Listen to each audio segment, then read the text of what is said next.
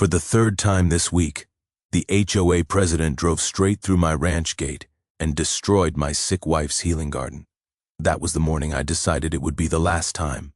It was 6:30 a.m. in rural Texas. I stood at my kitchen window with a cup of coffee as her white Lexus ripped through my private gate like it was a public road. Tires crushed the blue bonnets my wife planted during chemotherapy. My cattle scattered, her oxygen machine on the porch suddenly cut out.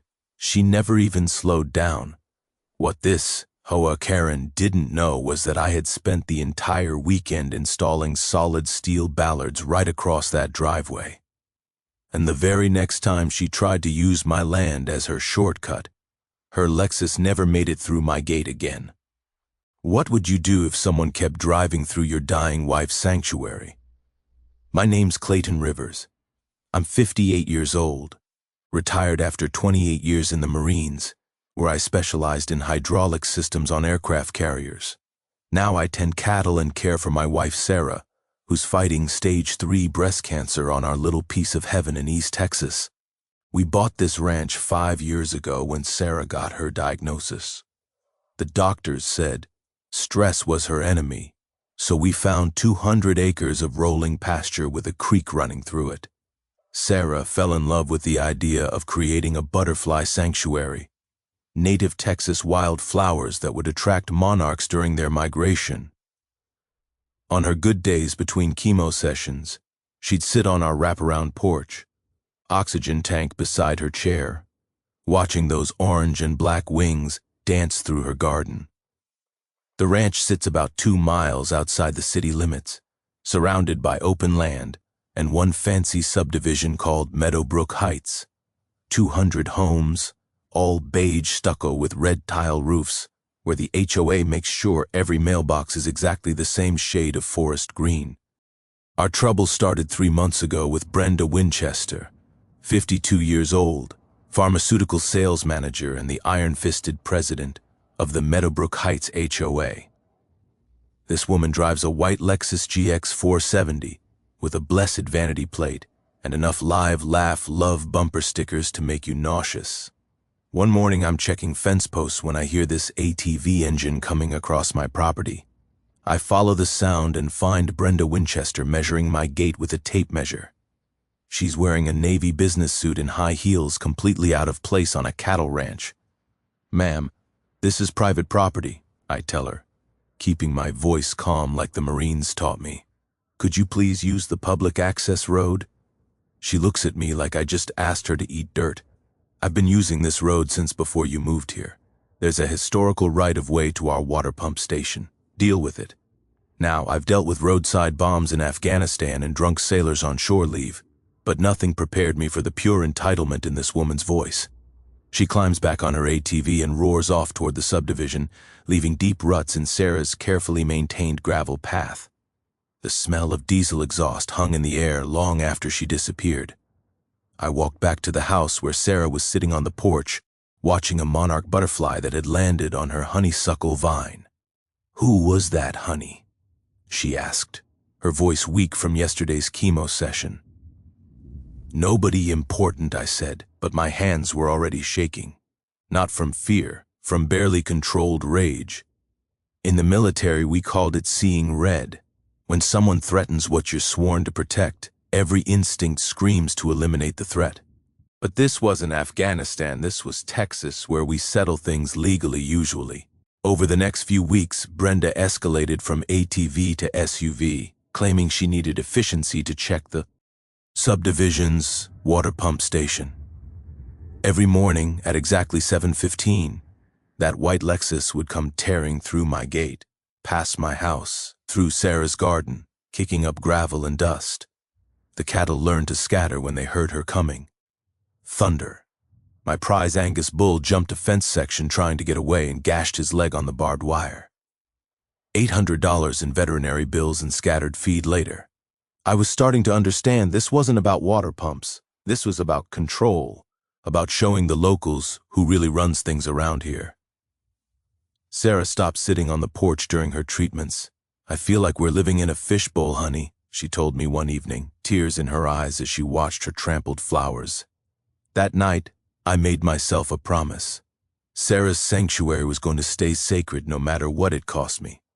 3 weeks into Brenda's daily invasions, she decided to up the ante. Every Tuesday became HOA inspection day, where she'd bring the entire board through my gate for what she called community tours. Picture this: 5 vehicles, 12 people, treating my ranch like it's some kind of public park. They'd climb out of their SUVs in their subdivision uniforms, khaki pants, polo shirts, and that special kind of confidence that comes from never being told no in your life. I watched from my kitchen window as Brenda led them around my property with a clipboard, pointing at fence posts and taking measurements like she was planning renovations. The group included the HOA treasurer, a nervous little man who kept glancing at his phone, and the vice president, a woman who wore sunglasses indoors and carried a purse that cost more than my truck payment. This area would be perfect for the community gazebo, I heard Brenda tell them, standing in the middle of Sarah's butterfly garden. She was wearing designer boots that probably cost more than most people's rent. Crew, shing delicate Indian paintbrush under her heels. The tours weren't just disruptive, they were dangerous. 12 people tramping around a working cattle ranch, leaving gates open, making noise, spooking animals that outweighed them by 0.000 pounds. My cattle scattered across all 200 acres, breaking through fence sections and mixing up the herds I'd spent months organizing. Thunder, my prize Angus bull, panicked during one of these inspections and crashed through a corner post trying to escape. The barbed wire caught his left hind leg, opening a gash that required 47 stitches and 3 weeks of antibiotics. Dr. Martinez, our large animal vet, shook his head as he sutured the wound. These animals don't understand tourists, Clayton. Next time might be worse. But the worst part was watching Sarah, my wife, who'd found peace in this place during the hardest fight of her life, started flinching every time she heard car doors slamming in our driveway. Her oncologist noticed the stress affecting her treatment response. Blood pressure up, white cell count down, sleep patterns disrupted. I had to do something, but I needed evidence, so I went shopping. Military training teaches you that intelligence wins wars, not firepower. I spent $800 at the electronics store on 6 trail cameras with motion sensors, the same passive infrared technology we used for perimeter security overseas. I positioned them with overlapping coverage zones concealed in fence posts and tree branches, creating a surveillance net that would make the Pentagon proud. The cameras revealed something interesting. Brenda wasn't just bringing HOA members through my property, she was charging them. I caught her on video collecting $50 bills from neighbors who wanted to experience what she advertised on the Meadowbrook Heights Facebook page as authentic Texas ranch tours. Here's a knowledge nugget for you. Trail cameras use passive infrared sensors that detect heat signatures from up to 40 feet away. They're motion activated, weatherproof, and can run for 6 months on lithium batteries. Same technology the military uses, but you can buy them at any sporting goods store. Translation: you can document trespassing professionally without spending a fortune. But catching Brenda in the act wasn't a deterrent. It was just intelligence gathering. She spotted my cameras on her 3rd tour and actually smiled and waved at them. "Can't stop me from using my road," she called out like she was daring me to try. That evening, I sat at my kitchen table reviewing the footage on my laptop. 47 separate trespassing incidents in 3 weeks, each one time-stamped and GPS tagged. I cross-referenced the dates with HOA meeting minutes that Brenda posted online, looking for patterns. The pattern was chilling. Every ranch tour happened exactly 1 day before HOA votes on rural property concerns. She was using my land to build political support for whatever scheme she had planned next. I called my Marine buddy Jake, who'd become a lawyer after his discharge. He reviewed the video footage and whistled low. "Clayton, this is clear criminal trespassing with commercial intent, but proving she's charging for access to your property requires more documentation." "What kind of documentation?" "Financial records, advertising materials, witness statements, build a case that shows pattern and intent. That night, Sarah found the energy to plant a new section of her butterfly garden, Zenas and Cosmos, that would bloom in late summer. She worked slowly, stopping frequently to rest, but her eyes had that determined sparkle I'd fallen in love with 28 years ago. "No one drives through your flowers again," I promised her. "I know, honey. I trust you." But trust wasn't going to be enough. This was just the beginning. 2 weeks later, Brenda made her bow. Oldest move yet. She filed an official claim with the county for a right-of-way easement on my property and announced plans to install an HOA security booth right next to my gate. The letter from county planning hit my mailbox like a legal grenade. Notice of easement claim hearing, Meadowbrook Heights HOA versus Rivers Ranch property. The hearing was scheduled for the following Thursday at 2 p.m. Community safety requires monitoring rural activities, Brenda explained to the local newspaper. We need to ensure agricultural operations don't impact our neighborhood's property values. The immediate impact was devastating. My bank received a county inquiry about property boundaries and promptly froze my equity line of credit. Sarah's medical bills were stacking up, and we'd been counting on that credit to cover her treatments. The insurance company launched their own investigation into alleged commercial use of our ranch, threatening to void our homeowner's policy. Neighbors started asking questions. "Is it true you're running some kind of business out there, Clayton?" The doubt in their voices cut deeper than Brenda's lies. I couldn't sleep that night, lying next to Sarah in our bed, listening to her oxygen concentrator cycling on and off. My hands were shaking again, the first time since Afghanistan. This wasn't combat, but it felt like war. The next morning I hired a professional surveyor and drove to the county courthouse. If Brenda wanted to play legal games, I'd show her what 28 years of military precision looked like applied to civilian problems. The surveyor, a grizzled old-timer named Pete, used GPS equipment accurate to within 2 in. The same satellite technology that guided artillery strikes overseas. "This is military-grade surveying, Clayton. We'll know exactly where every boundary line runs." Here's something most people don't know. Professional survey equipment uses the same GPS satellite constellation as military targeting systems. It can pinpoint property boundaries with surgical precision, and those measurements hold up in any court. Translation: when someone claims your land, get it surveyed professionally. Emotions don't win property disputes. Documentation does. The courthouse smelled like old paper and disappointment. I spent 6 hours in the basement records room photographing decades of property deeds and easement documents. Military training kicked in. Systematic intelligence gathering, pattern recognition, attention to detail. What I found made my blood run cold.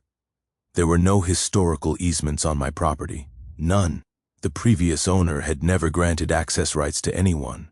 That road existed because it was convenient, not because it was legal. But here's the mini twist. The survey revealed something Brenda didn't expect. Her precious HOA water line was illegally crossing 3 other properties besides mine. For 15 years, she'd been trespassing on multiple ranches, not just mine. I drove straight to my neighbors. Tom Henderson, who ran cattle on the section north of me. Maria Santos, whose family had owned their land for 4 generations. Bill Crawford, a retired teacher who raised quarter horses. "You're telling me this HOA line crosses my property without permission?" Tom asked, studying the survey maps spread across his kitchen table. 15 years of illegal trespassing, I confirmed. I bet you never saw a penny in compensation. That's when the real story emerged. Brenda had been systematically intimidating all the rural property owners, threatening lawsuits, filing nuisance complaints, creating paper trails to justify her enforcement actions. She wasn't just targeting me, she was running a campaign against anyone who didn't fit her suburban vision. The county planning meeting was held in a sterile conference room with fluorescent lights that hummed like angry wasps. Brenda arrived in her navy business suit, carrying a leather portfolio and radiating the confidence of someone who'd never lost a fight. I came in my cleanest jeans carrying a banker's box full of documentation. "Mr. Rivers," the planning director said, "Mrs. Winchester claims historical usage rights to access community water infrastructure." I opened my box. "Sir, I've got 40 years of property records, professional survey documentation, and evidence that no such easement has ever existed.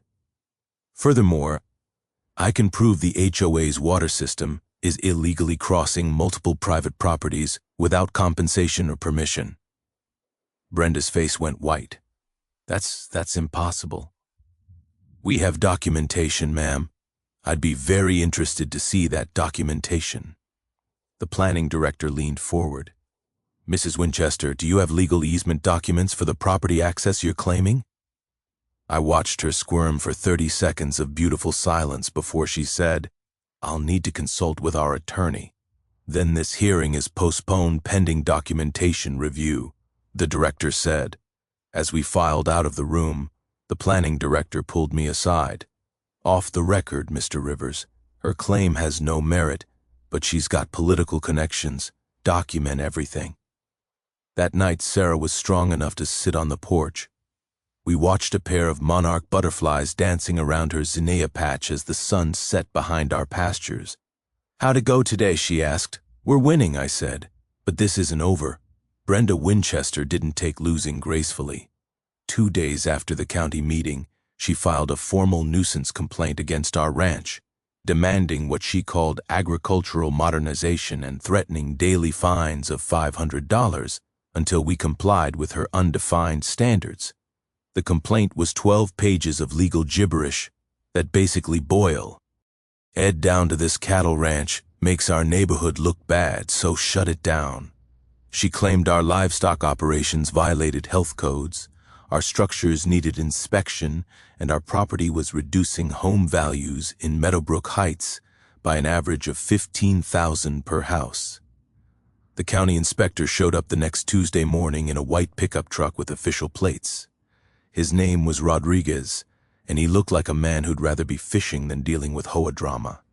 "Mr. Rivers, I've got to investigate this complaint, but between you and me, it looks like bureaucratic harassment. Your operation is cleaner than most facilities I inspect." Still, he had to follow protocol. 3 hours of walking my property, checking feed storage, water systems, and waste management. Everything passed, but the stress was eating Sarah alive. She collapsed during her chemo session that Thursday and spent the night in the hospital. I sat in that plastic chair next to her bed, listening to monitors beep and watching 4 drips, making a decision that would change everything. The smell of antiseptic couldn't mask the scent of fear in that room. Fear that stress was winning the battle against cancer. That weekend, I drove back to the courthouse. 3 days in the records room, photographing every document I could find. Military intelligence training from Afghanistan applied to Texas property law. I was looking for patterns, inconsistencies, anything that would explain Brenda's confidence. Here's what most people don't understand about public records. They're public for a reason. Property deeds, permit applications, tax records. It's all there if you know how to look. I spent 72 hours learning the paper trail of my own neighborhood. And that's when I found the smoking gun. The original water easement that Brenda claimed gave her access rights had expired in 1987. Expired as in no longer valid, no lon. Year legal. The county had sent official notice to the HOA requiring renewal, but nobody ever responded. The legal department assumed compliance and never followed up. For 15 years, Brenda Winchester had been trespassing on my property and 3 others, operating an entire water system on expired permits. She was running a sophisticated criminal enterprise, and she probably didn't even realize it. Here's a knowledge nugget that could save your property. Easements aren't permanent unless specifically written that way. Most utility easements require periodic renewal, and if they expire, the property owner can revoke access. Always check the original documents. Translation: just because someone's been using your land doesn't mean they have the legal right to keep using it. I called my lawyer buddy Jake and read him the findings over the phone. Clayton, this is bigger than trespassing. Document forgery is a federal crime when it involves property rights. If she's been falsifying easement documents, we're talking fraud charges. I spent the next week gathering evidence from my neighbors. Tom Henderson had his own horror stories. Maria Santos showed me threatening letters about agricultural compliance. Bill Crawford had photographs of Brenda's people measuring his horse pastures without permission. The pattern was undeniable. Brenda wasn't just an entitled HOA president. She was systematically targeting rural property owners to force them into compliance or buyouts. This was economic warfare disguised as community development. My trail cameras captured something interesting during this investigation phase. Brenda's husband, a quiet man who worked for the county water department, came to my gate at midnight on a Wednesday. He stood there for 20 minutes, studying my fence posts and gate structure, taking measurements with a tape measure. The mini twist came the next morning. As reviewing the footage when my phone rang. Unknown number, but I answered anyway. Mr. Rivers, this is David Winchester, Brenda's husband. I need to talk to you about what, sir? About documents my wife has been creating. I think you should know what you're really dealing with. We met at a diner in town away from both our neighborhoods. David Winchester looked like a man carrying a heavy burden. He slid a manila folder across the table. These are copies of the original easement documents from 1987, the real ones. What Brenda has been showing the county. Those aren't legitimate. Yow. Inside the folder were photocopies of the actual expired easement, the county's renewal notice, and something that made my coffee taste like ash. Forged documents with signatures, notary stamps, and county seals that had been created sometime in 2005. Why are you showing me this? I asked. Because what she's doing isn't just wrong. It's criminal, and I won't be part of it anymore. That night, Sarah was strong enough to plant bulbs for next spring's flowers. As we worked together in the fading light, I told her what I'd learned. So, she's been lying to everyone for 15 years. What happens now? I looked at those bulbs in the dark soil, thinking about flowers that would bloom long after this war was over. Now we finished this. The criminal conspiracy was even worse than I'd imagined. David Winchester's documents told a story of systematic fraud that went back nearly 2 decades. In 1987, the original water easement across my property and 3 others had expired exactly as scheduled. The county sent certified letters requiring renewal applications, proper compensation, and updated legal agreements, standard procedure for infrastructure crossing private property. The HOA never responded. Not a single letter, phone call, or filing. From 1988 to 2003, they operated their entire water system illegal. Lee, hoping nobody would notice or care. Small-town bureaucracy being what it is, they were right. The legal department assumed compliance, filed the paperwork in some dusty cabinet, and moved on to more pressing issues. Then, in 2004, Brenda Winchester became HOA president. Smart woman, pharmaceutical sales background, understood how systems worked. She discovered the expired easement problem during a routine audit and realized her entire community was vulnerable to water shutoffs if property owners ever figured out the truth. So, she solved it the criminal way. David Winchester had copies of everything. The forged easement documents backdated to 1985, with signatures from people who'd been dead for years, notary stamps from officials who'd never notarized anything related to water rights, even a county seal that hadn't been adopted until 1995, mysteriously appearing on documents supposedly created a decade earlier. The document forensics are amateur hour, Jake told me over the phone after reviewing David's evidence. Digital printing on papers supposedly from 1985, photocopied signatures, notary seal from someone who died in 1990. Any federal investigator would spot this in 5 minutes. But here's what made it a sophisticated criminal enterprise. Brenda had done this on 3 other properties besides mine. 4 separate acts of document forgery, representing over $500,000 in stolen property rights over 15 years. "This isn't just trespassing anymore," Jake continued. "We're talking federal wire fraud, mail fraud, conspiracy, civil rights violations under color of law. She could be looking at decades in federal prison." The power dynamic had completely shifted. For months, I'd been playing defense, reacting to Brenda's moves, feeling like the underdog fighting superior forces. Classic asymmetric warfare, small unit against a larger, better-equipped enemy. But now I realized the truth. I wasn't fighting a superior enemy. I was dealing with a criminal who'd been running a bluff for 15 years, hoping nobody would call her on it. David Winchester's revelation changed everything. She's convinced herself the forgeries are legal because they've been unchallenged for so long. That's her weakness. She thinks she's untouchable. The psychological profile made sense. Brenda Winchester had spent 15 years believing her own lies, surrounding herself with people who validated her version of reality. She'd never faced serious opposition because small-town property owners don't usually have the resources to fight HOA legal teams.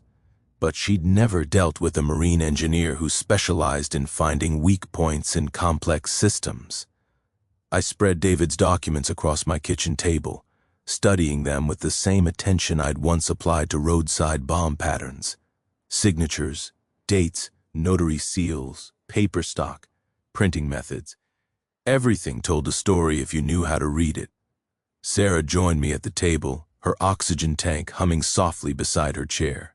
Even weakened by chemo, her mind was sharp as ever. "She's been stealing from everyone," Sarah said, tracing the timeline with her finger. 200 families paying water bills for stolen access. 4 property owners losing rights they never gave up. How much money has she taken? I did the math. Average water bill increase over 15 years, multiplied by 200 homes factored for infrastructure costs that should have been properly negotiated. Conservative estimate $1.8 million in fraudulent charges. "This isn't just about our ranch anymore," I told Sarah. "This is about justice for an entire community." The legal strategy crystallized in my mind like a tactical plan coming together. Document the fraud, expose it publicly, coordinate with law enforcement, and make sure the evidence was so overwhelming that Brenda couldn't lie. He say our way out. But first, I needed to set the trap because I had a feeling that when Brenda realized her criminal empire was crumbling, she'd make one final desperate move, and I wanted to be ready for her. Military operations succeed through planning, preparation, and precision execution. Brenda Winchester was about to learn what happens when you declare war on a marine engineer who specializes in hydraulic systems. My first call was to a security contractor in Houston who specialized in embassy protection vehicle barriers specifically. The technology that protects American diplomats in hostile territories was available to Texas ranchers who could afford it. "You want Bollards that'll stop a Lexus SUV at 15 miles per hour?" the contractor asked. "That's easy. Question is, you want them damaged or destroyed?" "Completely disabled," I said, "but legal. I want documentation that proves they were warned and chose to ignore it." The system he designed was beautiful in its simplicity. 2 steel Bollards, 6 in diameter, hydraulically operated, designed to retract flush with the ground when deactivated. When triggered, they'd rise to 3 feet in height in half a second, powered by 3,000 psi hydraulic pressure, enough force to stop a dump truck. Here's the technical knowledge you need. Hydraulic Ballard systems use the same pressure principles as aircraft carrier catapults. Compressed fluid in a closed system creates tremendous mechanical advantage. A small pump can generate enough force to destroy any civilian vehicle. Translation: the technology that protects embassies worldwide can protect your private property too. The sensor system was equally sophisticated. Weight-detecting pressure plates embedded in the road surface, calibrated for vehicles over 3,000 lb, traveling faster than 5 miles per hour. Motion sensors provided backup detection, and everything fed into a central controller with remote override. Capability. Total cost, $12,000 installed. About what I'd been spending annually on Brenda's property damage. But the physical trap was only one element of the strategy. I needed legal documentation that would stand up in federal court. Jake connected me with a prosecutor friend who specialized in white-collar crime. Jennifer Martinez had spent 10 years with the FBI Financial Crimes Unit before moving to Texas. She reviewed David Winchester's evidence and whistled appreciatively. This is the cleanest document forgery case I've seen in years. Federal prosecutors love slam dunks like this. I filed comprehensive complaints with the county sheriff, district attorney, state attorney general, and FBI field office. Each package included the same evidence: original expired easements, forged documents, financial analysis, victim statements, and property damage documentation. The investigation timeline coordinated perfectly with Brenda's schedule. Every spring, the HOA held its annual water system inspection, inviting county officials, board members, and residents to tour the infrastructure, public relations exercise to justify their management fees. This year's inspection was scheduled for April 15th. Perfect opportunity for maximum exposure. I recruited allies systematically: Tom Henderson, Maria Santos, and Bill Crawford, the other property owners affected by Brenda's fraud. The local veterans organization who'd been looking for a good fight since the VA hospital controversy. Our County Ranchers Association, always eager to oppose suburban development pressure. Jennifer Martinez arranged for federal investigators to monitor the situation. We can't arrest her until she commits a federal crime in our presence, but document forgery gives us jurisdiction once the evidence is solid. The media strategy was equally important. Our local newspaper editor, a crusty old-timer named Pet E. Hoffman, had been suspicious of HOA politics for years. He agreed to investigate the water fraud story, pending a triggering event that would justify front-page coverage. I installed the Bollards system on a Tuesday morning, professional installation crew, permits filed with the county, warning signs posted according to state requirements, private property, authorized vehicles only, security measures in place. The Bollards were invisible when retracted, just 2 circular covers flush with the gravel road. But the control system in my house showed their status on a laptop screen. Armed, sensors active, hydraulic pressure nominal. High-resolution cameras covered every angle, motion activated, infrared capable, 4K video with audio recording, tamper-proof housing, encrypted wireless transmission to cloud storage, admissible in federal court. Sarah helped me test the system that evening, driving her small Honda over the sensors at various speeds. Below 5 miles per hour, nothing happened. The Bollards stayed down. Above that threshold, warning lights activated before the Bollards would deploy. It's like a mousetrap, Sarah observed, watching the laptop display. But for someone who's been stealing cheese for 15 years, the final preparation was psychological. I studied Brenda's patterns, her personality, her triggers. Entitled people don't back down when challenged, they escalate. She'd spent 15 years believing she was legally untouchable. When that illusion cracked, she'd make a desperate move to prove her power. I was counting on it.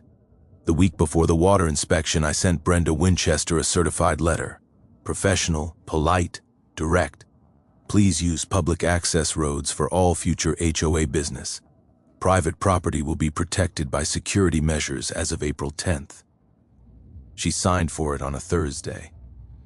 By Friday, the neighborhood gossip network was buzzing with rumors about terror, ist tactics, and veteran extremism. Sunday night, I set the Bollards to active mode. Monday morning, I sat on my porch with Sarah, drinking coffee and watching monarchs dance around her butterfly garden. "You ready for this?" she asked. "Been ready my whole life." Brenda Winchester's response to my security measures was swift, panicked, and completely illegal. The first sign of desperation came Tuesday morning. My phone started ringing at 6 a.m., angry calls from Meadowbrook Heights residents who'd received emergency notices about a water crisis caused by uncooperative rural property owner.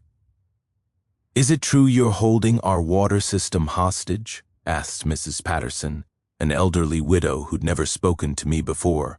"Ma'am, I've never interfered with your water supply. The HOA has been illegally accessing infrastructure across my property, and I've installed security to protect my rights, but the damage was done." Brenda's emergency HOA meeting drew over 100 residents to the community center. I watched from my truck in the parking lot as she addressed the crowd through the windows, gesticulating dramatically at poster boards covered with charts and diagrams. The meeting lasted 2 hours. Afterward, residents filed past my truck, some glaring, others looking confused.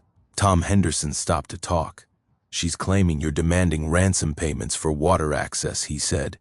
Showed financial projections about rate increases if they have to pay for proper easements. What did the residents say? Split down the middle. Half believe her sob story, half are asking why they never knew about easement issues before. That afternoon, Brenda escalated to direct threats. A certified letter from a Houston law firm demanded for immediate removal of illegal barriers. The language was aggressive, threatening $2 million in damages for intentional interference with community infrastructure. The letter claimed I was violating federal interstate commerce laws, state utility regulations, and county emergency access requirements. Pure legal gibberish, but intimidating enough to scare most property owners into compliance. Jake read the letter and laughed. This attorney has no idea what his client's really done. He's threatening federal action against someone who's documented federal crimes by his client. But the real escalation came Thursday night. My trail cameras caught Brenda's husband, David, creeping around my gate at 2 a.m. examining the Ballard installation with a flashlight. He spent 20 minutes measuring, photographing, and testing the sensor zones. Friday morning brought the mini twist I'd been expecting. David Winchester called my cell phone directly. "Mr. Rivers, I need to warn you about something. Brenda's planning to sabotage your security system during the water inspection Monday. She's hired people to disable it." "What kind of people?" "Men with tools. She's convinced the residents that your barriers are illegal, and she's planning to remove them in front of everyone as a demonstration of community action." This was perfect. Conspiracy to commit vandalism, destruction of property, criminal mischief, all federal crimes, when committed to further an existing fraud scheme. "David, why are you telling me this?" "Because I filed for divorce yesterday. I won't be part of her criminal enterprise anymore." I immediately called Jennifer Martinez, the federal prosecutor. She was fascinated by the development. Conspiracy to destroy evidence in a federal investigation. That's obstruction of justice. We can arrest her the moment those tools touch your property. Saturday morning, I upgraded the security system. Additional cameras, motion sensors, and a direct emergency line to the sheriff's department. If Brenda wanted to commit federal crimes in front of witnesses, I'd document every second. The psychological pressure was getting to her. Social media posts became increasingly erratic. Friday evening, she live-streamed a rant about rural extremism threatening family safety. The video went viral on the neighborhood Facebook groups, but not in the way she expected. Comments poured in questioning her version of events. Why wasn't easement renewal handled properly? What documentation exists for these access rights? How much has this cost us over the years? Her responses became defensive, then angry, then desperate. "You people don't understand legal complexities. I've been protecting this community for 15 years while ungrateful residents question my expertise." Sunday afternoon brought the final escalation. Brenda organized what she called a convoy for community water rights. 15 HOA vehicles planning to drive through my ranch simultaneously during Monday's inspection. She announced the plan on Facebook Live. "Tomorrow we're going to demonstrate that no one threatens our community's water supply. Rural extremists need to understand that 200 families won't be intimidated by one angry veteran. The video revealed everything I needed to know about her mental state: rapid speech, defensive posture, increasingly wild accusations. This wasn't strategic thinking. This was panic. Jennifer Martinez watched the live stream from her office. She's going to commit multiple federal crimes on camera in front of witnesses while live streaming the evidence. I've never seen a cleaner criminal case. That evening, Sarah and I sat on the porch, watching her butterfly garden bloom in the fading light. Monarchs were arriving for their spring migration, just like she'd planned. "Tomorrow's going to be interesting," she said. "Tomorrow's going to be justice." Monday morning arrived with the crisp clarity that only comes before a perfect storm. Brenda Winchester was AB. Out to stage the most spectacular criminal confession in Texas legal history. Her convoy assembled in the Meadowbrook Heights parking lot at 9 a.m., 15 vehicles ranging from soccer mom SUVs to pickup trucks borrowed for the occasion. Brenda had recruited not just HOA board members, but residents convinced they were fighting for their water rights. I watched through binoculars from my porch as she addressed the group like a general preparing for battle. She'd hired what she called a security consultant, a man in tactical gear who looked like he'd been rejected from every legitimate security company in Houston. The plan, according to her continued Facebook live streaming, was simple. Drive through the ranch en masse, overwhelm any security systems through sheer numbers, and physically remove the Bollards with crowbars and power tools. "We're going to show this rural extremist that community rights supersede individual property claims," she announced to her phone camera. 200 families deserve water. More than one selfish veteran deserves privacy. What she didn't know was that her security consultant was actually an unlicensed private investigator named Marcus Webb, who'd been convicted of fraud in Louisiana and was operating illegally in Texas. Jennifer Martinez had identified him through his license plate during surveillance. At 10:15 a.m., the convoy started moving. 15 vehicles in formation, Brenda's white Lexus in the lead, driving toward my ranch like some suburban militia heading to war. I activated the Ballard system from my laptop, armed all cameras, and called the Sheriff's Department emergency line. 15 vehicles approaching for coordinated trespassing. Federal investigators standing by. The morning air smelled like blooming bluebonnets and diesel exhaust. As Brenda's convoy approached my gate, Sarah sat beside me on the porch in her wheelchair, oxygen tank humming, determined to witness justice in person. "You sure this is going to work?" she asked. "Honey, I spent 28 years preparing for this moment." The convoy slowed at my gate, engines idling while Brenda consulted with her security team. Through her live stream, we could hear her coordination efforts. "Remember, we have every legal right to access community infrastructure. Don't let intimidation tactics stop us." What happened next was the mini twist that made this case federal prosecutors' dream scenario. As Brenda prepared to drive through my gate, 3 unmarked federal sedans pulled up behind the convoy. FBI agents Jennifer Martinez had positioned for surveillance suddenly found themselves witnesses to conspiracy in progress. But Brenda was too committed to her narrative to back down. Seeing the federal vehicles, she assumed they were county officials supporting her position. She actually waved at the agents and announced into her phone camera, "Even law enforcement recognizes our legitimate community rights." At 10:47 a.m., Brenda Winchester accelerated her white Lexus GX 470 through my gate at approximately 15 miles per hour. The weight sensors triggered, hydraulic pressure engaged. Steel Ballards rose from the ground in half a second with a mechanical clang that echoed across the county. Brenda's undercarriage met 3,000 psi of Texas justice. The impact was devastating. Transmission case cracked, oil pan ruptured, radiator destroyed. Her Lexus went from luxury transportation to immobile scrap metal in the time it takes to blink. Steam rose from the engine compartment. Transmission fluid pooled on my gravel road. Her horn blared continuously from the impact damage, creating a soundtrack of mechanical distress that perfectly matched the situation. Brenda was trapped, forward motion blocked by Bollards, reverse prevented by trailing vehicles stuck between steel posts live streaming. Her humiliation to the internet. The convoy behind her panicked. 15 vehicles trying to reverse simultaneously in a narrow road, blocking each other's escape, creating the kind of traffic nightmare that usually only happens during hurricane evacuations. FBI agent Martinez approached Brenda's disabled vehicle with federal warrant paperwork already prepared.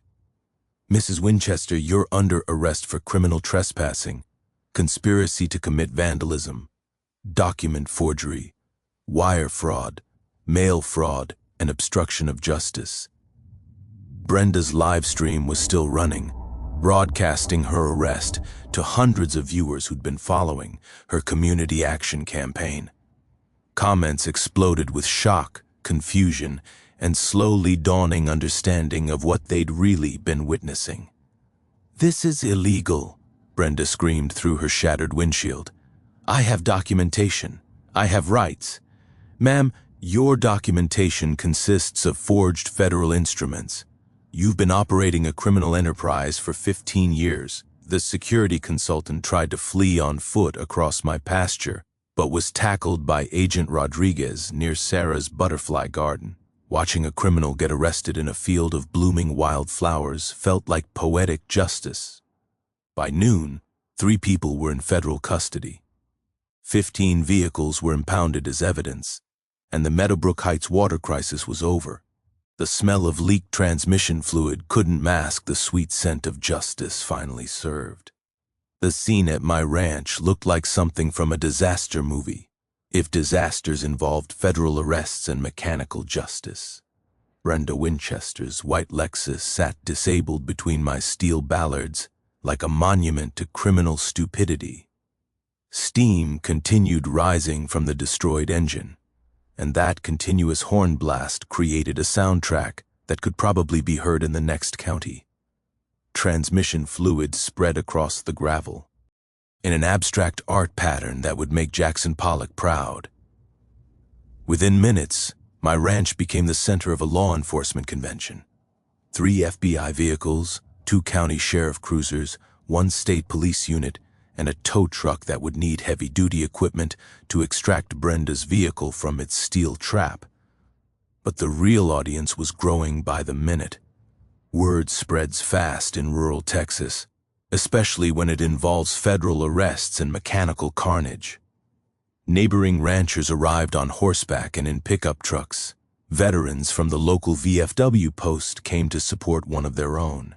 Even some Meadowbrook Heights residents showed up, drawn by curiosity and the entertainment value of watching their HOA president get arrested on live stream. News crews from 2 different stations were already en route, having monitored Brenda's Facebook Live coverage of what she'd promoted as community action for water rights. Agent Jennifer Martinez took control of the scene with the efficiency of someone who'd done this before. She approached Brenda's trapped vehicle with federal warrant paperwork and a voice amplifier that ensured everyone could hear the charges. "Brenda Winchester, you're under arrest for violations of federal fraud statutes, specifically document forgery, wire fraud, mail fraud, conspiracy to commit vandalism, and obstruction of justice in an ongoing federal investigation." Brenda's response, broadcast live to her Facebook audience, was pure panic, mixed with entitled rage. "This is illegal. You can't do this. I have community support. I have rights." "Ma'am, your rights don't include forging federal documents or trespassing on private property." The crowd was growing. Tom Henderson arrived with Maria Santos and Bill Crawford, the other property owners affected by Brenda's 15-year fraud scheme.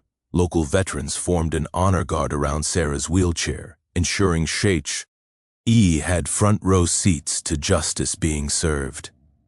Here's when I delivered my mic drop moment. Walking calmly to the disabled vehicle, I handed Agent Martinez a complete evidence package I'd prepared for this exact situation. "Agent Martinez, This folder contains 15 years of documented fraud, including forged easement documents, financial analysis showing $1.8 million in stolen property rights, and video evidence of criminal trespassing. I paused to look directly at Brenda through her broken windshield. "Ma'am, this is what happens when you declare war on a marine engineer." The crowd erupted in applause. Sarah's oxygen tank couldn't mask her laughter. Even some of the federal agents were grinning. But the real theatrical moment came when I activated my ranch's digital billboard, a purchase I'd made specifically for this day. The message was visible from the road and perfectly framed for news cameras. Water easement forged. 2005, 15 years of criminal fraud. Evidence available to media and investigators. Below that, side-by-side images of the original 1987 easement and Brenda's forged documents with circles highlighting the obviously falsified signatures and impossible dates. The visual impact was devastating. 200 Meadowbrook Heights residents realized they'd been paying inflated water bills to fund a criminal enterprise. The evidence was so clear that even non-lawyers could understand the fraud scope. News cameras captured everything: the destroyed Lexus, the federal arrest, the evidence billboard, and the growing crowd of witnesses. This was going to be the lead story on every local news station. Marcus Webb, the fake security consultant, provided additional entertainment by trying to escape across my pasture and getting tackled near Sarah's butterfly garden. Agent Rodriguez was practically laughing as he applied handcuffs. "Sir, you're under arrest for unlicensed private investigation, conspiracy to commit vandalism, and being really bad at running." The tow truck operation required special equipment. The Bollards had to be hydraulically lowered to extract Brenda's vehicle, which revealed the complete destruction of her undercarriage. $75,000 of German automotive engineering reduced to scrap metal by $12,000 worth of Texas justice. As they loaded her destroyed Lexus onto the flatbed truck, I couldn't help but notice the irony. Her blessed license plate was now bracketed by Ballard scratches, and her live Laugh Love bumper sticker was hanging by one corner. The crowd stayed for over an hour watching the evidence collection, talking to reporters, and sharing stories about 15 years of HOA harassment that finally made sense. This wasn't just about one criminal. It was about a community discovering they'd been victims of systematic fraud. Sarah squeezed my hand as the last federal vehicle left our property. "Think it's over?" I looked at her butterfly garden where monarchs were landing on blooms that would never be disturbed by unauthorized traffic again. "Honey, it's finally over." Justice moved surprisingly fast once federal prosecutors had video evidence of crimes committed on livestream. Brenda Winchester pleaded guilty to 7 federal charges 3 months later, accepting a plea agreement that included 4 years in federal prison and $2.3 million in restitution. Her attorney advised her that fighting the charges would only result in additional conspiracy counts and a longer sentence. The evidence was overwhelming: forged documents, video confessions, financial records, and witness testimony from her own husband. David Winchester received immunity in exchange for cooperation, providing prosecutors with insider details about 15 years of systematic fraud. Marcus Webb, the fake security consultant, got 18 months for conspiracy and operating without a license. NSE. His criminal record in Louisiana revealed this wasn't his first attempt at privatized law enforcement. The HOA board dissolved completely within 2 weeks of the arrests. Emergency elections brought in new leadership that immediately negotiated legitimate easement agreements with all affected property owners. My ranch received $5,000 annually for legal waterline access, fair compensation that should have been paid decades ago. The class action lawsuit representing 200 Meadowbrook Heights residents settled for $1.8 million. Recovering 15 years of overcharges for fraudulent infrastructure costs. Each family received approximately $9,000 plus legal fees covered by Brenda's seized assets. Sarah's medical bills, which had been mounting during the stress of our legal battle, were completely covered by donations from the Veterans Organization and settlement overflow funds. Her oncologist reported that removing the stress dramatically improved her treatment response. My Bollards system became a neighborhood attraction. Property rights attorneys from across Texas visited to study the installation, and I started consulting part-time with other property owners facing HOA harassment. Turns out there's a market for military precision applied to civilian property defense. The Spring Water Festival launched 6 months later, funded by settlement money and designed to celebrate legal water access and community cooperation. Sarah's butterfly garden became the festival centerpiece, attracting monarch researchers from the state university, who established a permanent observation station. The festival also served another purpose: education. Displays explaining property rights, easement law, and document authentication helped residents understand how they'd been victimized and how to prevent future fraud. Relations between rural and suburban residents improved dramatically once everyone undid. A real story. The new HOA leadership partnered with local ranchers for educational programs, connecting suburban kids with agricultural heritage and environmental conservation. Sarah's health improved remarkably with the stress removed from our lives. Her cancer entered remission 8 months after Brenda's arrest, and her butterfly garden expanded to cover 3 acres of native Texas wildflowers. Fighting for our home brought us closer than 20 years of peace, she told me one evening as we watched monarchs dancing in the sunset. The legal victory established important precedent for property rights in Texas. Agricultural properties now had stronger protection against fraudulent development pressure, and HOA power was limited by stricter oversight requirements. But the most important outcome was personal. Our ranch remained the healing sanctuary Sarah needed during her cancer battle. The butterfly garden flourished undisturbed, attracting monarch migrations that brought joy during her darkest treatment days. From surplus settlement funds, we established the Ranch Rights Legal Defense Fund, providing free legal aid for veterans and rural property owners facing HOA harassment or predatory development pressure. The fund prevents others from suffering the intimidation and financial pressure we'd endured. Jake, my Marine buddy turned lawyer, became the fund's managing attorney, specializing in property rights cases with military precision and veteran determination. 6 months after the arrests, I received a handwritten letter from federal prison, Brenda Winchester, expressing remorse and requesting forgiveness for the pain she'd caused Sarah during cancer treatments. I showed the letter to Sarah, who read it thoughtfully before responding. Forgiveness is for our healing, not her redemption. I forgive her, but consequences remain. The Bollards are still active, though Eve never needed to engage again. Word spreads quickly in rural communities about what happens when criminals target the wrong ranch. But that's not the end of the story. 3 months later, another Karen from the next county over tried to claim mineral rights under our land, armed with similarly fraudulent documentation and entitled attitude. Big mistake. If you've got an HOA nightmare story, share it below. I read every comment and respond to questions about property rights defense. And hit subscribe because these Karens never learn, and apparently neither do I. The Ranch Rights Legal Defense Fund is always looking for new cases where military precision can serve civilian justice.